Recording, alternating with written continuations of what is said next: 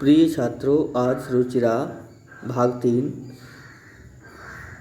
पंचमा पाठ पाँचवें पाठ का हिंदी अर्थ हिंदी व्याख्या जो आप लोगों के सामने प्रस्तुत कर रहा हूँ।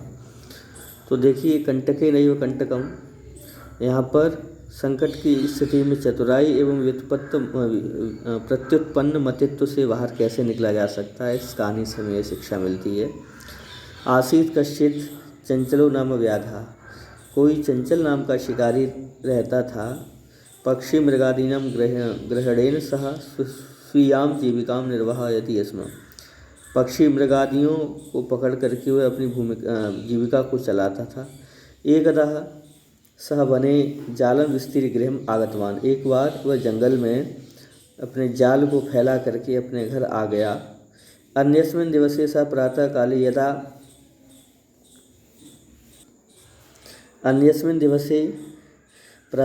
यदा चंचलावनं गतवान् तदा सा दृष्ट्वा यत् तेन विस्तारिते जाले दौर्भाग्यात् एकः व्याघ्रः बद्धः आसीत्। दूसरे दिन प्रातःकाल जैसे यदा माने जब चंचलावनं गतवान चंचल वन पहुँचा गया, तदा सा दृष्टवान तब उसने देखा यत् तेन विस्तारिते जाले उसके द्वारा फैलाए गए जाल में दौर्भाग्यात् एकः व्याघ्रः बद्धः आसीत्, दुर्भाग्य से उसमें एक जो है बाघ बंधा हुआ था। स अचिंतयत्, वह सोचने लगा व्याघ्रा माम खादिष्यति, बाघ मुझे खा जाएगा। अतएव पलायनम करणीयम, इसलिए यहाँ से मुझे भागना चाहिए। व्याघ्रा निवेदयत्, व्याघ्र निवेदन करने लगा, भो मानव, अरे मनुष्य, कल्याणम भवतु ते, तुम्हारा कल्याण हो। यदि तुम मां मोचयिष्यसि, यदि तुम मुझे छुड़ा दोगे, तर्हि अहम त्वां न खानिष्यामि, तो मैं तुम्हें नहीं मारूंगा।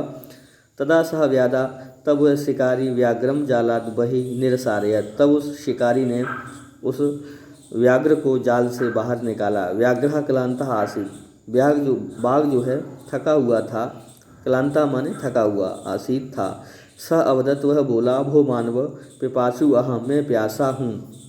जलम आनीय मम पिपासायां शमय, जल ला करके मेरी पिपासा को जलम आनीय मम पिपासां नद्याः जलम आनी, नदी से जल लाकर मेरी प्यास को शांत करो। व्याघ्रम जलम पीत्वा पुनः व्याधम अवदत्, जल पी करके दोबारा उस शिकारी से बोला, समय में पिपासा, मेरी प्यास शांत हो गई है। सांप्रतम बुभुक्षितोस्मि इदान, अब मैं भूखा हूँ। इदानीम अहम त्वां खादिष्यामि, अब मैं तुम्हें खाऊंगा। चंचलः उक्तवान, चंचल बोला, क्या बोला, अहम त्वत्कृते धर्मम आचरितवान, मैंने तुम्हारे लिए धर्म का आचरण किया। त्वया मिथ्यावदितम, आपने झूठ कहा। त्वं माम खादितुमिच्छसि, तुम मुझे खाना चाहते हो। क्या बोला, तुम मुझे खाना चाहते हो। व्याघ्रावदत्, व्याघ्र बोला, अरे मूर्ख, क्षुधार्ता है किमपि अकार्यम न भवति, भूख में कुछ भी अकार्य नहीं होता, कुछ भी न करने लायक नहीं रहता है। स्वार्थम सर्वः स्वार्थम संयते, स्वार्थ में सब कुछ निहित होता है, छुपा होता है। चंचला नदी जलम अपृच्छत, चंचल ने नदी जल से पूछा।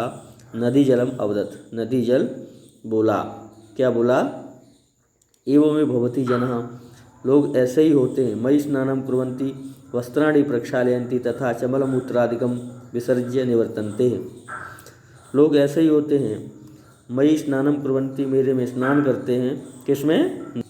तो नदी कहती है कि लोग मेरे में स्नान करते हैं। वस्त्राणि प्रक्षालयन्ति, वस्त्रों को धोते, तथा च मलमूत्रादिकं विसर्ज्य निवर्तन्ते, लेकिन फिर भी मैं मलमूत्र आदि को विसर्ज्य माने छोड़ कर निवर्तनते, चले जाते हैं। वस्तुतः सर्वः स्वार्थम संयते, वास्तव में सब कुछ स्वार्थ में ही निहित होता है। चंचला वृक्षम उपगम्य पृच्छत, चंचल पेड़ के पास जाकर के पूछता है। वृक्षः अवदत्, वृक्ष बोलते हैं, मानवः अस्माकं छायां विरमन्ति, मनुष्य जो है हमारी छाया में विराम करते हैं, विश्राम करते हैं। अस्माकं फलानि खादन्ति, मेरे फलों को खाते हैं। पुनः कुठारहि प्रहृत्य अस्मभ्यं सर्वदा कष्टम ददाति, लेकिन फिर भी कुल्हाड़ी से मार करके हमें हमेशा सर्वदा कष्टम ददाति, हमेशा कष्ट देते हैं। सर्वदा कष्टम ददाति, हमेशा कष्ट देते हैं। यत्र कुत्रापि छेदनम कुर्वन्ति, जहाँ कहीं भी छेद कर देते हैं। सर्वः स्वार्थम संयते, स्वार्थम सर्वः संयते, स्वार्थ में सब कुछ छुपा हुआ है। समीपे एक हलोमशिका बदरी गुलमानम पृष्ठे नीलीनाम, पास में ही समीपे पास में एक लोमशिका, एक जो लोमड़ी थी। बदरी गुलबानम, बदरी कहते बेलू, बेलू की लताओं में, गुलबानम पृष्ठे उनके पीछे, नीली नाम छिपी हुई थी। एतम वार्ताम शृणोति स्म, वह सारी बातचीत को सुन रही थी। सा चंचलम उपसृत्य कथयति, वह सहसा माने अचानक उस चंचल के पास उस वार्ता को सुन करके कथयति, क्या कहती है, कहा वार्ता माम अपनी विज्ञापय, अरे क्या बात हो गई मुझे भी बताओ। स अवदत, वह बोला, अरे हा मातृ स्वसारे मौसी, अवसरे तुम समागति, तुम ठीक समय पर आ गई। मया अस्य व्याघ्र से प्राण रक्षिता, मेरे द्वारा इस बाघ के प्राण रक्षित किए गए, मैंने इस बाघ को बचाया। परम एषः मावेव खातुमिच्छति, लेकिन अब ये मुझे ही खाना चाहता है। तदनंतरम सा लोमशिकाई निखिलाम कथाम निवेदयत्, उसके बाद उस व्याध ने, उस शिकारी ने सारी कथा जो थी वो लोमड़ी को निवेदयत माने बता दी, समझाई। लोमशिका चंचलम अकथयत, लोमड़ी ने उस चंचल शिकारी से कहा, बाणम ठीक है, तुम जालम प्रसाय, तुम जाल फैलाओ। पुनः सा व्याघ्रम अवदत, और पुनः वह लोमड़ी दोबारा उस शेर से, व्याघ्र से बोली, केन प्रकारेण त्वम एतस्मिन् जाले बद्धा इति अहम प्रत्यक्षम द्रष्टुमिच्छामि, तुम जाल में किस प्रकार फंसे थे, दोबारा उसके में दिखाओ, मैं सामने प्रत्यक्ष आंखों के सामने देखना चाहती हूँ। व्याघ्रा तद वृत्तांतम प्रदर्शयितुं तस्मिन् जालम प्राविशत, बाघ जो था उस वृत्तांत को दिखाने के लिए उस जाल में प्रवेश करता है।